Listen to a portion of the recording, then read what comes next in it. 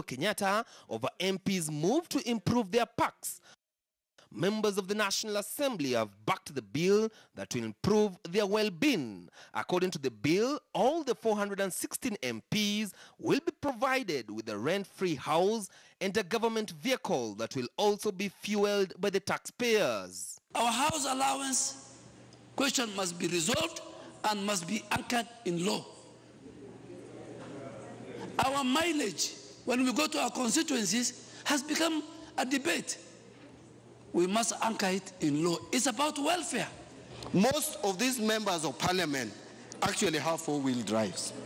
But the question is it a luxury for a member of parliament? For us, it is a requirement. I would tell you, if I had good roads in my constituency, I would want to buy a Mercedes-Benz. People that we vet, appropriate money to, and do other things to, have more preference than members of parliament. Further, the bill seeks to anchor their allowances in law, get a diplomatic passport, as well as get an expanded medical cover away from the current one, which provides 10 million shillings in patient cover per family member and an expanded constituency outreach operation. I earn 540,000 with no mileage, and somebody doesn't think that I need to run around and represent the people of Mathare constituency. We will pass this bill and we ask the president, we respect you very much, but kindly on this one, tusamehe hata 8% ya VAT, ulileta ukatuwip tukapitisha. Why was it not important at that time to think about the tax burden on the people of Kenya? And we really must continue to support any effort to make Parliament truly independent, to make sure that Parliament has the necessary support to be able to do its legislative oversight role. There are many countries that if you hold a diplomatic passport, you don't need a visa. And Parliament is paying a lot of money on visa charges. The bill also proposes to give members of parliament powers to remove the commissioners of the Parliamentary Service Commission. If you have a commissioner who is not taking care of the interests of Parliament, is this the same Parliament that should be able to remove that person? I know I will be told that we are increasing our salaries. That is why there are no resources. How much can you accumulate from these salaries of members of parliament, even if you were to work for free? Even if you accumulate it for 10 years, would you even do 10 kilometers of road? I cannot understand the reason why Parliament shies away from discussing or debating or legislating on questions affecting them. Senators will also have a chance to debate the bill. Senate is proposing a monitoring allowance for the 47 elected senators with a 2 billion shillings kitty annually to help them in their oversight functions on governors. 20,000 na nasema kwa heshima kwa nyinyi wote ndio MCA anachukua kama sitting allowance ya kukaa bunge for half an hour. We must ask ourselves, surely, with all due respect, every one of us wants to live a good life. But before we as leaders live a good life, shouldn't we first make sure that our people are living a good life? And we ask the president, we respect you very much, but kindly on this one, to samehe. The debate on the bill is expected to continue next week. And given that they are all in agreement, it will sail through without any difficulties, despite having a cost effect on the budget, shouldered by the taxpayers. Chris Dairu, KTN News. All right, so Dismas, the honorable members want additional vehicles, four-wheel drives, mileage allowance. They want diplomatic passports. We understand they also want a chef in parliament to prepare better meals for them. I mean, what do you think about this? Well, Ben, on this, one has to associate himself or herself with President Kenyatta. He's offered leadership when he says that, for instance, an MCA would be paid 20,000 as a sitting allowance for half an hour, doing what they're supposed to be doing. And you will notice in that clip that there's a lot of kinetic energy in the National Assembly. And that's the kind of energy you see when they're discussing their own welfare. You see from, I monitored the entire debate, they were able to describe the problem very well and also offer a very good solution. Now, when we are facing food security in Kenya, they describe the problem, then they take a walk. When you are discussing the national debt, they describe the problem, they take a walk. In fact, there was a very interesting incident yesterday when some MPs from Luo Nyanza, they looked at Chief Justice Maraga and said, tunaomba utulete koti nyingine hapa hivi. And they were in the company of Musalia Mudavadi, among other guests. Now, these are the members of the National Assembly who slashed the budget for the judiciary, looking at Maraga and saying, tunaomba tulete mahakama ingine. Now you begin to wonder whether these MPs actually understand their job description. And in principle, there's nothing wrong in giving MPs salaries. We can even pay them 10 million per day if they deliver. But from the time they went to the National Assembly, Kenya has been going south. Everything is, I mean, I've got friends, some of them who have committed suicide, others are sliding into depression because the economy is not working. These are the same guys who are supposed to be offering us solutions, but they are asleep on the job. If you go to Singapore, the Prime Minister, ministers, members of their National Assembly are well paid, but they deliver value. But what we have here, somebody who is already given a mortgage, 20 million, and he wants a rent-free house. You've been given a car grant, 7 million, then again you want to be given a government car and a driver. You've got CDF, again you want another budget for monitoring and evaluation in the constituents. Never mind that up to 50% of the CDF, it's stolen. And you know that's a statement of fact. Now, if these MPs would have actually worked, if right now we have a national debt crisis, have you seen a single MP, even in Badi, who claims to be an accountant, a finance guy, offering us a solution? So that when we implement those solutions, our economy experiences double-digit growth, then we say all of us are doing very well, then let's give you more money. But these guys, they want five-star, I mean, they want to convert our National Assembly into a five-star hotel. You know, they've been going for many benchmarking trips. And you recall one of the committees is referred to the catering. They were even embarrassed. They changed the name to facilities and services because it was very embarrassing for them. But these MPs, in my view, we cannot allow an MP to legislate a matter where they've got pecuniary interest. How can we allow them to set their own salaries, yet they're not delivering value? All right. I would even challenge you right now. You are the political editor here. But can you actually name 20 members of the National Assembly? Can you name 20 women representatives? You may not, because they're not delivering value at all. In fact, the 90% of legislators are spoiling the name for the other 10% who actually spend some time to work. Good point. In fact, I understand there are around 50 MPs who've never spoken in Parliament to date. There are around 58. Yeah? 58. Mark, let me be the devil's advocate here. Sometimes the MPs say we exaggerate these issues. They say the salaries are about 600,000 shillings. Then they say after deductions, after mortgage, whatever, they take home around 300,000 shillings. When they go to the constituencies, as they say, they can't go empty-handed. That is that a systemic problem?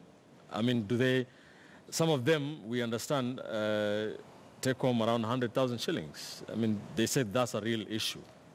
What is your take? Sometimes I feel like weeping for Wanjiku. Because Wanjiku is sitting at home and saying, listening to an MP say that after I pay mortgage for my house, okay, it's not someone else's house, it's his, okay? After I pay for loans I took, okay? It's not anyone else's loan, it is his. He takes home a mere 100,000 shillings. I have been called to Harambes where people want to raise 20,000 shillings. I know people who are being evacuated out of their houses today because they have 3 months arrears in rent, 3 months, and the total amount is 12,000 shillings. That is the Kenyan reality. These Trump holes, that's what I'll call them, who sit in their ivory towers, which I'm accused of sitting in, and imagine that 100,000 shillings is a little money, are insane in the head. The truth of the matter is this. We as a republic have more than 50% of our population that lives in poverty, who, when they hear of a hospital bill of 100,000 shillings, have to call the chief, the assistant chief, their brother who has a job as a watchman in Nairobi to sit and gather money, 100,000 shillings. Mm-hmm. This is the reality. You don't even need to go far. Go to Kibera. Kibera, where if your father dies, you can't afford the 5,000 shillings for mortgage fee, you need to do a night dance at night. That is the reality. You cannot tell me that you earn 500,000 shillings and you're struggling in this economy. The price for potatoes for an MP is the same as the guy living in Kibera. So there is no justification at all. And secondly, this excuse that you have to go home empty-handed, it is because you're not doing your bloody job. If you sat in parliament and figured out how to stop poverty in this country, and figured out how to bridge the gap between the wealthy and the poor, and figured out how roads get down there, you would not even need bodyguards, because it is insecure, because you're sleeping on the job. It is a sad day in the Republic of Kenya when 349 people who we assume have normal IQ have never had a bright idea ever since this house was put together. Not a single bright. You tell me, Dismas and the rest of my co-panelists here, which bright idea in a whole 365 days of these people having office have they had? All right. Which is this shining moment that they can tell Kenyans, this is what we've done to deserve even the salary they get, forget about an increase. To me, if you asked me, reduce their salaries by half. Let them go and live in Kibera a little bit. Perhaps they might have ideas to get us out of poverty. Great. Hesbon. Now, maybe let me start by being the devil's advocate. One, Dismas and Mark have talked about which bright ideas. MPs are not addressing issues, and I think Dismas has pointed out the issue of debt. I must say that I'm very proud of the MP who represents the constituency that I was born in, that is Mgwen constituency, because Honorable Alex Kosgei has actually come up with a bill which is still in the pipeline. Whether it will be frustrated or not, I think it's a bright idea on having Parliament have the final say on the national debt of the country. First of all, having a cap on the national debt, and then having the Treasury as the custodian of our fiscal policy always report to Parliament on what they are borrowing, how they are going to repay it, and if they need to go beyond the threshold, the reasons why they need to go there. And I thought that was brilliant. These are MPs that we should be celebrating. And when MPs are making noise about how they should eat well, how they should have mileage, I don't think you see the likes of Honorable Alex Kosgei. Now, what are we seeing? We are seeing MPs arguing, not even debating, and they're arguing against themselves because they are the ones who make these laws. When a member of Parliament sits and talks about he would want to have a Mercedes-Benz and not a four-wheel drive in his constituency, you ask yourself, for how long has he been in Parliament? And if there are poor roads in his constituency, as a legislator in Parliament, what is he doing to address the poor roads, not just in his constituency, but all over the country? In fact, they're actually arguing and telling us the reason why they should not be paid more, because they've not taken care of the interest of the public, including themselves. But that is besides the point. The other advocate, as a devil's advocate, the other thing I wanted to say is that I think sometimes we also blow these things out of proportion and we fail to address issues. When MPs were talking about five-star catering, they were going to pay for it. So I don't think we need to muddy the water by talking about things that are very clear. When they go to Parliament, they pay for their food. So even if they want a five-star hotel to provide that service, they will pay. But that is besides the issue. The issue is MPs want to pull out their package negotiations and how they are enumerated from the SRC. I think that is what we need to be very critical on, and shame the MPs who want to be making laws for themselves, by themselves, that will benefit them. Because if they succeed in doing that, then we'll have a parliament that will be above the law as far as how much they are paid. And I think Kenya runs the risk of having MPs who will be living in opulence when the people they represent, just like the president is saying, are suffering. And I think it's incumbent upon the president and the leadership of the different political formations to rein on their MPs. Kipchumba, what do you think about the proposals for the new parks? One, do they deserve it? There is something I support them in terms of, there is something that whatever we try to gauge our parliamentarians with should be what we do in a normal day.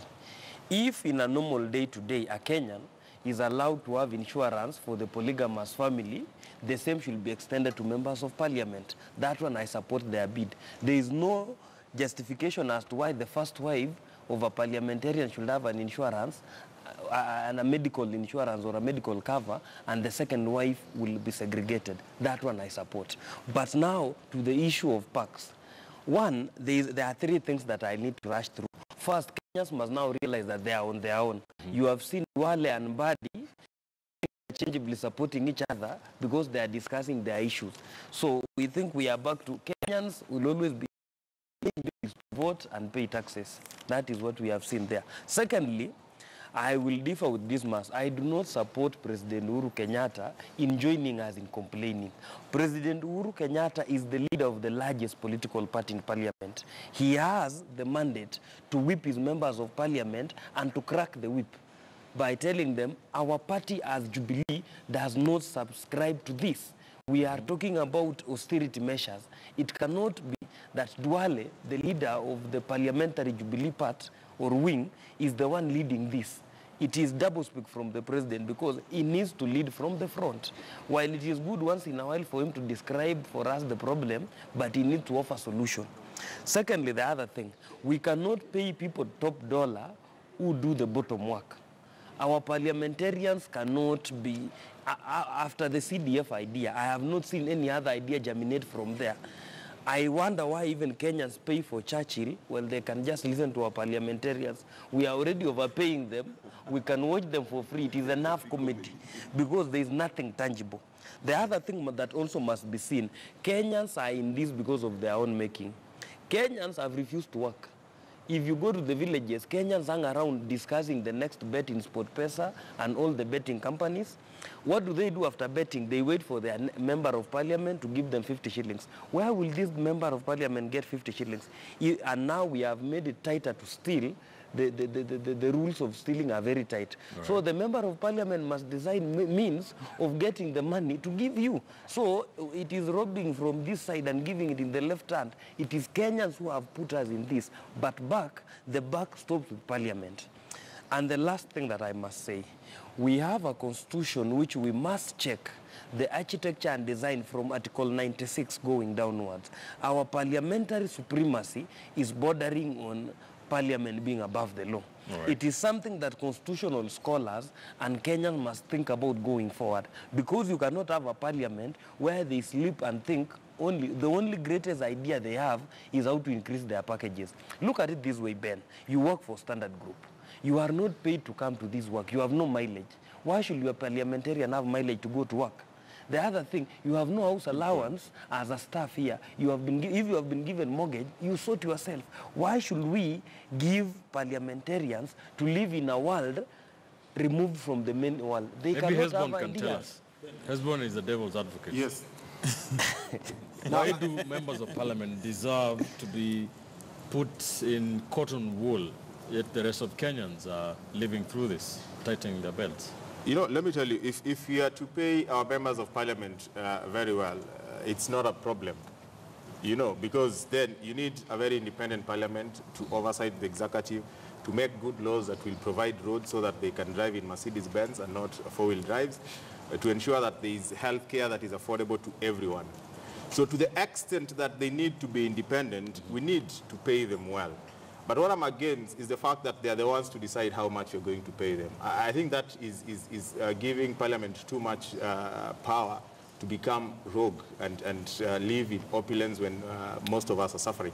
But paying Parliament well, ensuring that parliamentarians have what they need to understand what is happening in their constituencies, I think is very critical. Right. Because if you don't pay Parliament well, then you are subjecting your MPs and representatives of the people to the highest bidder who can buy their vote in Parliament. And therefore, the whole process of oversight is sabotaged. The whole process of effective representation becomes null and void.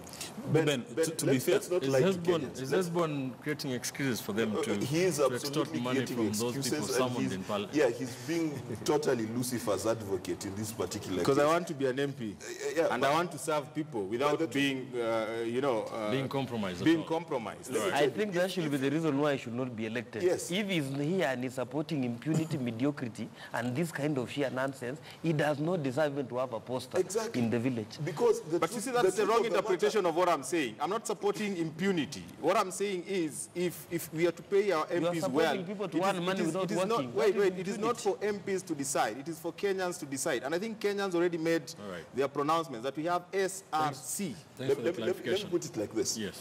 If you earn 100,000 shillings a month and above, you are in the top 5% of this country.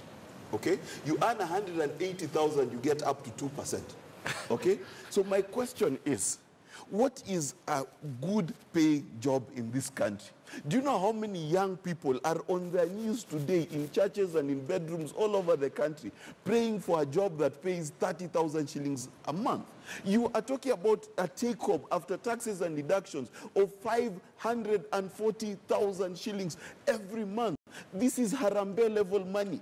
This is money where entire villages meet, gather, fast, and pray to collect that money. You are getting 540,000. Let me tell you something. Jesus said that he who is faithful with little will be faithful with much. You cannot tell me that you've been unfaithful and immoral with the Kenyan public with 540,000 shillings, and then miraculously when we add your salary, you will be able to perform for this republic. That is a big fat lie. It is impossible. You cannot tell me that Babowino's, Dwellers, and Murkomens and whoever's IQ will go up because their salary went up. Let me tell you, the only thing that will go up is the bill at the Hilton because of how many slay queens they're going to be booking there. There's nothing else that will go up. Right.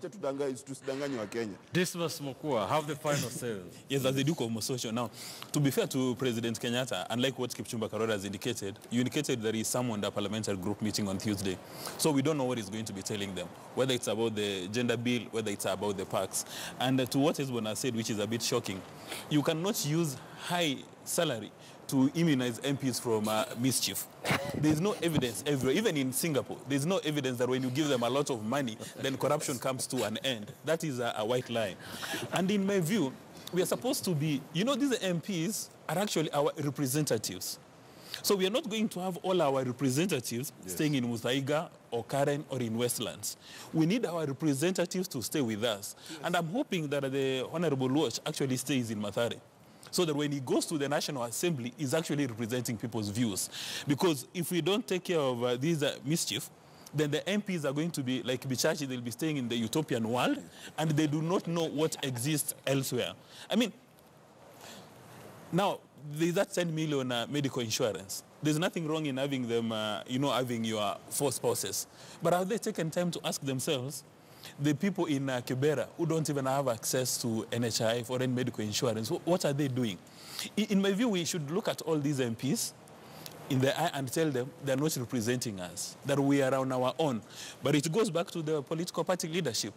When we were selecting these members or electing members of the National Assembly, did we care to look at them? And as Bichache likes saying, did we look at the IQ? No. If somebody said Tibim, we elected him. If somebody says Kumira, we elected him. So what Kenyans are enjoying today is buyer's remorse. When we were